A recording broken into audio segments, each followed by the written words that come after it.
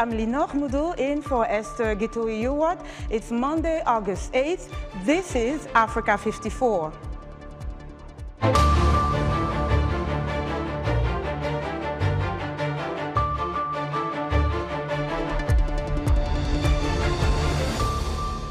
In less than 24 hours, Kenyan voters head to the polls to elect a new president in a very tight race that could go to a runoff for the first time.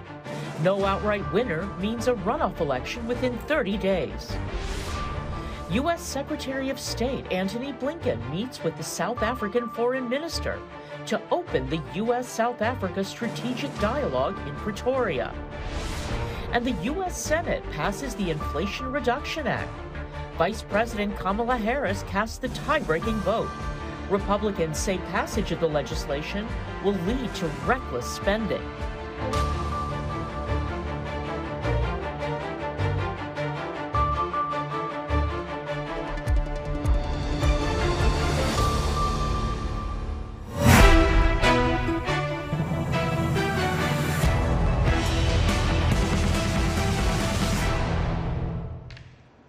Kenyan voters go to the polls Tuesday to elect a successor to President Uhuru Kenyatta, who is stepping down after a decade in power. The race is tight and could go to a runoff for the first time. The top two candidates are Raila Odinga, an opposition leader in his fifth run for the presidency, and who is supported by his former rival Kenyatta. William Ruto, Kenyatta's deputy, who fell out of favor with the president.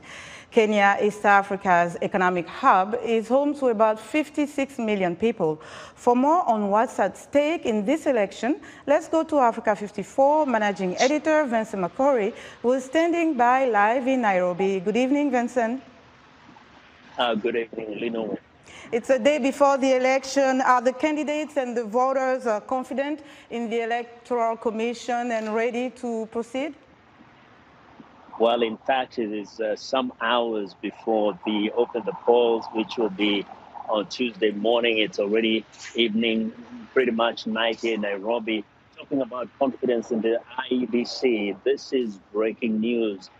The Electoral Commission has announced that the city or the county of Mombasa, the county of Kakamega and Kacheliba will not have an election for the governors. And this is because they said there was a mix-up in the photos of the gubernatorial, race. There is so much confusion in that. So at the moment, a section of Kenyans are really concerned about those kind of issues coming up at this point. So that's the latest. Nevertheless, the Electoral Commission said that they have delivered ballot boxes and ballot papers to all regions of the country, and those that don't have them, they should have them sometime tonight. Citizens want to have confidence in the Electoral Commission, but the very latest news is not very comforting. So people are holding their breaths, wondering what other news are they going to get that seem to undermine their confidence in the Electoral Commission. You know, Vincent, one of the things that we see very often after an election is the candidates conceding, the losing candidate conceding. Have any of the candidates committed to accepting the results, and how significant is it for the voters at this stage? All the candidates have said they will concede defeat and congratulate the person who wins this election. So it is their hope that they will keep their word. It is their hope that, in fact, the election process will go on smoothly and the results will be acceptable, regardless of any hiccups and bumps that may happen throughout the process. So that waits to be done. What we know is that many times the candidates will say they will concede defeat. But when that actually happens, they turn around and say, I will concede defeat as long as the process was free and fair. And so if they lose, they're likely to say, well, the process wasn't free and fair, and therefore I'm not going to accept defeat. And so we wait and see, usually until we see the victor and the loser, and then we'll hear what they say at that particular moment. We cannot for sure guarantee that that will be the case. Okay, Vincent, thank you so much for great reporting, as always. Africa 54 Managing Editor Vincent Makori reporting live from Nairobi, Kenya. Kenya's elections have for years been characterized by some level of violence. As the East African nation goes to the polls on Tuesday, residents of the lakeside city of Kisumu are holding the hope that this time around the voting process will be smooth and the results will be credible and accepted by all. As a citizen, what do you think of it? Yeah, during this period of election, Kisumu is calm, and the people of Kisumu are calm, simply because we have hope that the elections of this year are going to be conducted in a very proper manner, and that is what I mean is that it is going to be free, fair, and verifiable. We need a free election because Kisumu, or let me talk of Nyanza, we have been lagging behind because of wrong politics. It's a few days to elections, and by the look of things, you can see people are calm. Yeah, people are ready to vote. So I feel a bit calm. I don't feel that tensed, yeah. We always understand our rights. We always stand with our democratic right to vote whoever we want. But right away, the Right Honorable Prime Minister Odinga, it is automatically, I'm going to vote for him, and he's going to win, whereby we are going to celebrate. So we don't need police to come and start their normal brutality, because right now we are very peaceful. That was residents of Kisumu speaking about Tuesday's election. And the lakeside of Kisumu in Western Kenya prepares for a peaceful election after many years of political and electoral violence that has engulfed the city, leading to the death of hundreds. But this year, the city has remained peaceful as residents hope that one of their sons is poised to win the presidency. Mohammed Yusuf reports. Joseph Obanja, 37, lost his 6-month-old daughter a few days after Kenya's election in 2017. The father of 3 says police looking for protesters stormed his house and beat up everybody, including his young daughter. 5 years later, he is yet to get justice and at the pain of the loss. I don't like to talk about that incident. It was really painful.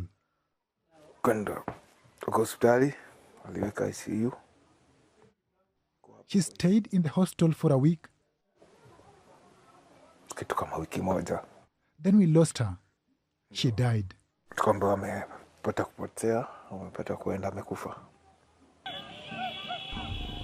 Kisumu has been at the center of Kenya's political opposition.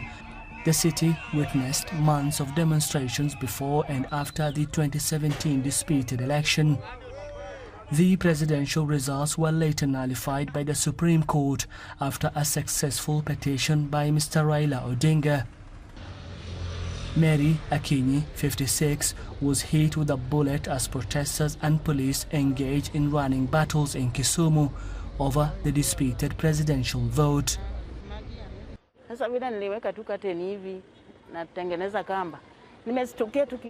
I was putting back my curtain windows. I felt pain. Something stuck in my stomach. I saw a hole in the door. I fell to the floor. Other people in the house thought I was playing around. Then they saw my stomach wide open. A bullet entered my stomach and damaged my intestine. In this election, Kisumu, Odinga's home city, has remained peaceful as a survey shows, Odinga holding a strong lead over his main challenger, Deputy President William Ruto. The political kingpin from this side is poised to win. So there's been a lot of apprehension and expectations from members of the public who are already planning on how they want to celebrate. But then I think a concern would also be raised is that they are not prepared to lose. People here say they are not violent people, but their desire for a free, fair and credible election has put them in a collision path with the security agencies. Kisumu City in particular has been a very active city because of the the awareness of the people and the concern for the people for their own justice from any government. So that is a kind of a cultural tradition, a political culture around here. What is important is that that culture be used in such a way that it promotes free and fair competition and not dissolves itself in any kind of conflict in the event of certain results in the election. I don't think this time it will, because even last time in 2017, notwithstanding the very tense atmosphere and the manner in which the election was mismanaged, Kisumu people managed to demonstrate without necessarily causing problem. Ruto, 55, is running for the Kenyan president for the first time. The 77-year-old Odinga is making his fifth bid for the top job. Mohamed Yusuf for VOA News, Kisumu, Kenya. Candidates in Kenya's August 9th presidential election have wrapped up their campaigning after parties spent heavily, often lavish displays of wealth. Despite economic woes and a massive rich-poor gap, spending in Kenya's election was among the highest in the world, raising concerns about its impact on the nation's democratic development. Juma Majanga reports from Nairobi. In the air, on the ground, the lavish display of wealth in Kenya's August 9 elections is almost unmatched, say experts. Kenyan elections are among the most expensive in the world in terms of the cost per vote by the electoral management body, our IEBC, but also in terms of on-the-ground financing. It will cost you a bit more than 4 billion Kenyan shillings just to become a president. 4 billion shillings is about $33.5 million US. A race for governor runs about $336,000 and a bid for parliament roughly $168,000 according to Transparency International in Kenya. Critics say the high cost of running for political office in Kenya has disenfranchised special groups like women, the young and persons living with disabilities. Beth Ngunyi is running for parliament in Kirinyaga County, her fourth attempt as an independent. She says it is too costly to run as a candidate for a political party because of the high nomination fee required. The higher the seat, the higher the money they demand. And you've got to give them, because if you don't give them, they won't even allow you to address the gatherings. Political campaigns around the world are inherently expensive. But observers say in Kenya, campaigns are largely unchecked and unregulated. Because many people live below the poverty line, observers say voters are more susceptible to bribery by wealthy politicians, fueling a cycle of government corruption. Because of this unregulated spending, those in power always look towards corruption as a reliable source of money for their campaigns, because they cannot afford to use their money. That would be too risky. What if they failed? The Kenyan 2010 constitution requires the country's electoral body, the Independent Electoral and Boundaries Commission, to develop campaign financing and spending regulations. All attempts by the commission have been rejected by Parliament. Unless checks and balances are put in place, observers say politics in Kenya will largely remain a preserve of the rich. Juma Majanga for VOA News, Nairobi. In our We Are Kenyans series, VOA Swahili spoke to several Kenyans about their current challenges and their hopes for the incoming president. In this episode, we feature janitor Jeffrey Wanjala.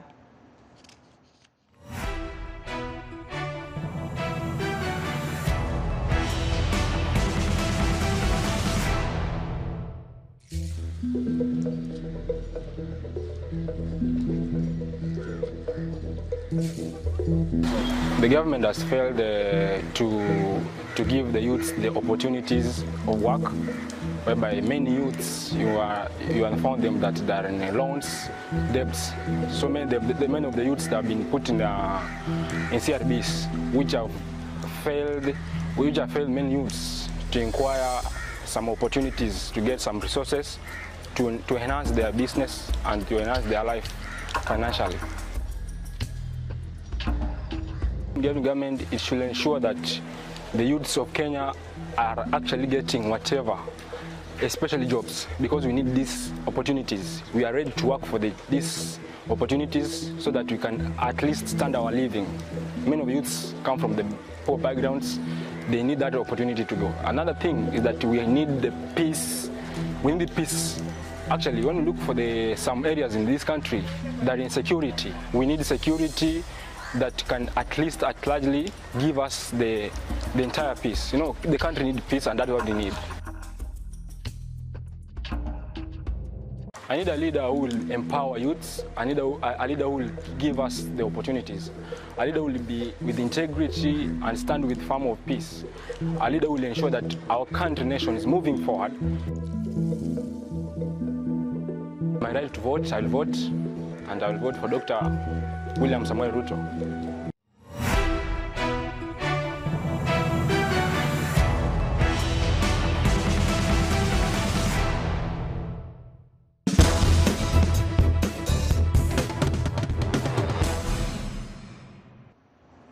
U.S. Secretary of State Antony Blinken is in South Africa Monday as part of a three-nation tour of Africa that includes Congo and Rwanda. South Africa is among many African countries that have taken a neutral stance on the war in Ukraine and avoided public criticism of Russia. Secretary Blinken's tour follows similar trips to Africa by Russian Foreign Minister Sergei Lavrov and French President Emmanuel Macron.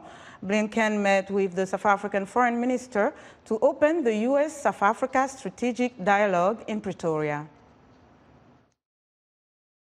Mr. Secretary, the United States is one of South Africa's most valued partners. I appreciate the commitment you have shown to expanding our bilateral relations. The bonds that were forged between the United States and South Africa during our struggle for democracy and racial justice in our country are enduring bonds and created a firm foundation for advancing people-to-people cooperation between the two countries, including in the spheres of education, cultural and tourism exchanges. And we're profoundly joined and connected in, I think, a basic outlook as two great constitutional democracies with a shared set of values. But to your point, we bring different perspectives on some issues. And I have to tell you, as a result of our many conversations, you've helped me rethink things and look at things in a different light. And I'm really grateful for that. Secretary Blinken delivers a speech on the White House policies in sub-Saharan Africa at the University of Pretoria on Monday. For more on Secretary Blinken's visit to South Africa, let's go live via Skype to Philadelphia, Pennsylvania, where Eric Eddy is standing by. He's the program officer at the Solidarity Center. Hello, Dr. Eric Eddy. Hello. Thank you so much for joining us. Listen, Secretary Blinken's trip to Africa is the second one he's taking on the continent in less than a year. What is the significance of this trip? Rebuild, consolidate the U.S. presence in Africa at a time where there are major dramatic, changes in the world, but especially in the continent. I believe that, this visit is clearly reminding us of the policies, the U.S.-Africa policy implemented under President GFK way back in the 1960s. Simply that, the U.S. cannot continue to ignore, as President GFK said, the need and aspiration of the African continent, when we know that, the same stakes, are still in the game today. I believe that to better understand the significance very quickly, we must look at some of the current context, taking into consideration the changing political landscape in the African continent.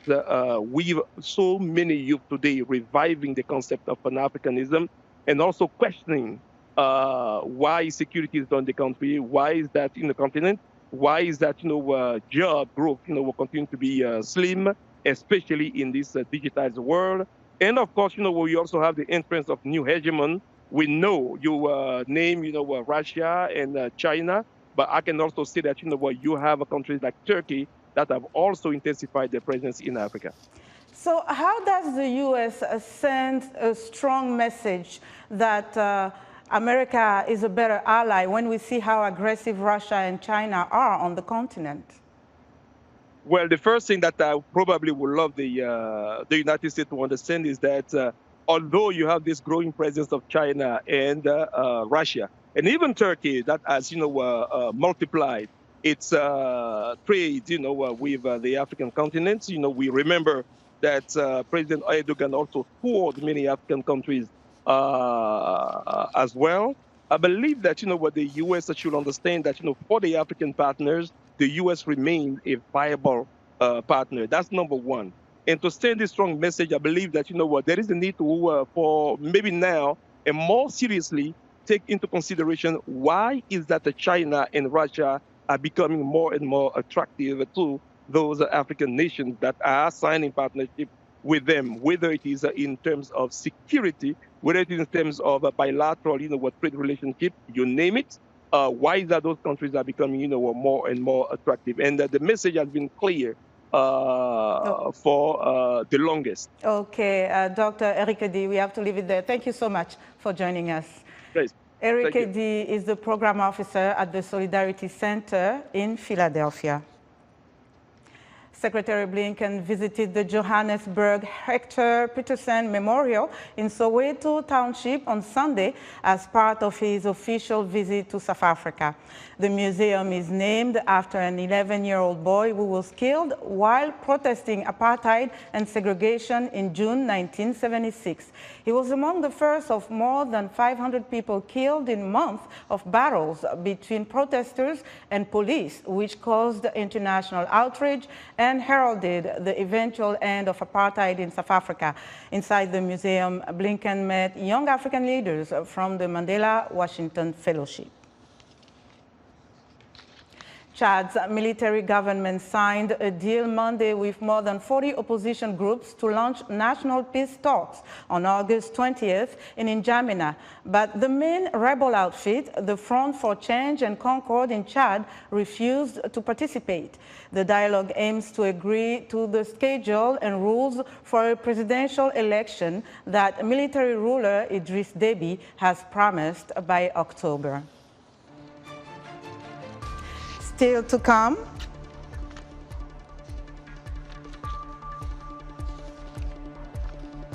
the U.S. Senate votes to pass the Inflation Reduction Act of 2022. We'll be right back. On the next Straight Talk Africa, Kenyan voters go to the polls on Tuesday to elect a new president, parliament and senators. We'll bring you the latest developments and expert analysis. We'll also discuss the significance of U.S. Secretary of State Antony Blinken's visit to South Africa, the DRC and Rwanda as he reveals the U.S. strategy for sub-Saharan Africa. Join me, Heidi Adams, on the next Straight Talk Africa. In other African news, Ivory Coast President Alassane Ouattara has signed a decree granting a presidential pardon to former President Laurent Gbagbo and asked for Gbagbo's accounts to be unfrozen and for the payment of his presidential lifetime annuity. And Napoli President Aurelio De Laurentiis says his club will not sign African football players anymore unless they agree not to play in the African Cup of Nations. The Cup of Nations tournament takes place every 2 years. The U.S. Senate voted to pass the Inflation Reduction Act of 2022, with Vice President Kamala Harris casting the tie-breaking vote. As VOA's Arash Arabasadi reports, Senate Republicans are unified in opposition. One passage of the legislation will lead to reckless spending. The Inflation Reduction Act of 2022 includes more than $300 billion worth of investment in clean energy and climate reform, the largest such investment in U.S. history. Saturday night in Washington, the Senate voted to start debate on the measure. As expected, all Democrats approved, all Republicans were opposed, and Vice President Kamala Harris cast the decisive vote. On this vote, the yeas are 50, the nays are 50. The Senate being equally divided, the Vice President votes in the affirmative and the motion to proceed is agreed to.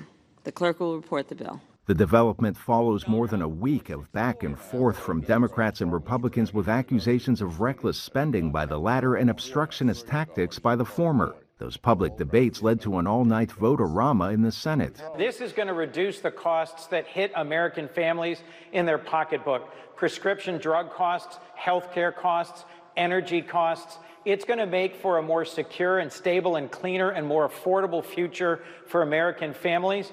And while we may not see huge impacts on inflation in the first or second year, Treasury secretaries who've served in both Democratic and Republican administrations support this bill. Senator Coons went on to say passage of this act follows a string of victories by Democrats and President Joe Biden, including a veterans bill, a semiconductor bill that would see a boost in U.S. manufacturing, and the recent killing of al-Qaeda leader Ayman al-Zawahiri. Senate Democrats say they would fund the Inflation Reduction Act through corporate tax increases, a move Republicans call a mistake. What you're going to see are normal American families actually see the impact of what happens whenever you put new taxes on our economy. Now, they talk about it being on big corporations, but big corporations raise prices. They do pass it all down. So from our perspective, we will see those tax increases coming down the line, and Americans are going to feel it. Senator Rounds added that this was not the right time to experiment in addressing climate change. This all follows a jobs report that exceeded expectations as American employers added 528,000 positions last month, restoring the workforce to pre-pandemic numbers with some of the lowest unemployment in half a century.